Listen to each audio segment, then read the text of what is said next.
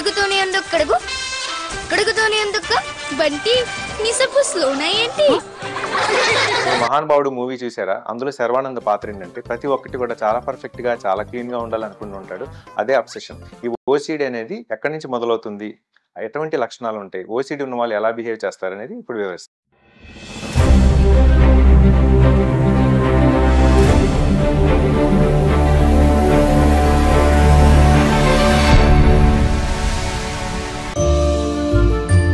OCD అంటే obsessive compulsive disorder.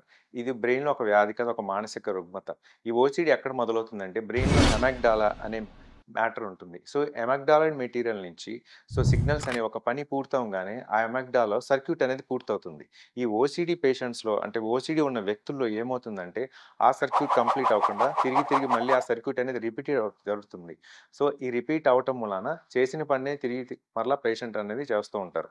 So ఈ ఓసిడిలో ఉన్న లక్షణాలు ఏంటో ఇప్పుడు చూద్దాం. కంటామినేషన్ ఓసిడి అంటే శుభ్రత.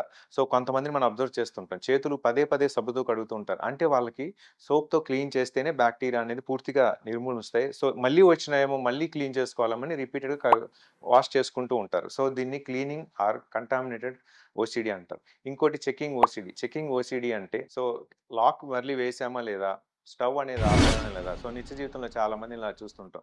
మరలా మరలా ఆ పని మనం చేసామా లేదా, కంప్లీట్ అయిందా లేదా అని డౌట్ వచ్చి మళ్ళీ వెనక్కి వెళ్ళి ఆ పనిని చూస్తూ ఉంటారు. దీన్ని చెకింగ్ ఓసిడి అంటారు. ఇంకోటి సిమెట్రికల్ ఓసిడి అంటే ఒక రూమ్లో కొంతమంది కొన్ని వస్తువులు ఒక ఆర్డర్లో పెట్టుకుంటారు. సపోజ్ టీవీ తర్వాత టేబుల్, టేబుల్ తర్వాత ఎఫ్ఎం రేడియో ఇలా ఉంటాయి. సో వాళ్ళు ఆ వరుస గనక కరెక్ట్గా లేకపోతే వాళ్ళు అసలు ఒప్పుకోరు. సో మళ్ళీ అటువంటి అదే వరుసలో ఉండాలని వాళ్ళు ఆకాంక్షిస్తారు. పక్కన వాళ్ళు కూడా అదే వరుసలో ఉంచాలని చూస్తారు. ఎవరైనా దాన్ని డిస్టర్బ్ చేస్తే మాత్రం సహించలేరు. ఇది సిమెట్రికల్ ఓసిడి అంటాం. ఇంట్రూజివ్ ఓసిడి అంటే మనసులో ఒక భావాన్ని అంటే ఏదైనా భయాన్ని కానీ ఆనందం కానీ రిపీటెడ్గా అదే పునరావృతం చేసుకుంటూ ఉంటారు. దీన్ని ఇంట్రూజివ్ ఓసిడి అంటారు. ఇంకొక రకం ఏంటంటే వీధిలో కానీ బయట కానీ ఎక్కడైనా ఎటువంటి వస్తువులను అన్ని వస్తువులు తెచ్చి ఇంట్లో కలెక్ట్ చేసి అట్లా పెట్టుకుంటూ ఉంటారు. సో ఇది కూడా ఒక రకమైన ఓసిడి. సో ప్రపంచవ్యాప్తంగా 2 కోట్ల మందికి ఈ ఓసిడితో బాధపడుతున్నారు. సో మీ ఇంట్లో కానీ మీ స్నేహితులు కానీ మీ చుట్టుపక్కల కానీ ఎవరైనా ఓసిడితో ఉన్నారా? ఒకవేళ ఉంటే వాడిని దయచేసి అవహేళన చేయొద్దు, వాళ్ళని ఎక్కిరించడం అలాంటివి చేయకూడదు అనమాట. సో ఇటువంటిది ఒక మానసిక రుగ్మత కాబట్టి ఓసిడికి ట్రీట్మెంట్ అనేది ఉంది. మెడిసిన్స్తో మనం ట్రీట్మెంట్ చేయొచ్చు, బిహేవియర్ థెరపీ అని ఉంటుంది, సైకలాజికల్ కౌన్సిలింగ్ అనేది ఉంటుంది. సో ఓసిడికి ట్రీట్మెంట్ అనేది ఉంది. మీ చుట్టుపక్కల ఎవరైనా ఓసిడి కనుక ఉంటే వాడిని ఇమీడియట్గా డాక్టర్ కన్సల్టేషన్కి అనేది సలహా ఇవ్వండి. Thank you.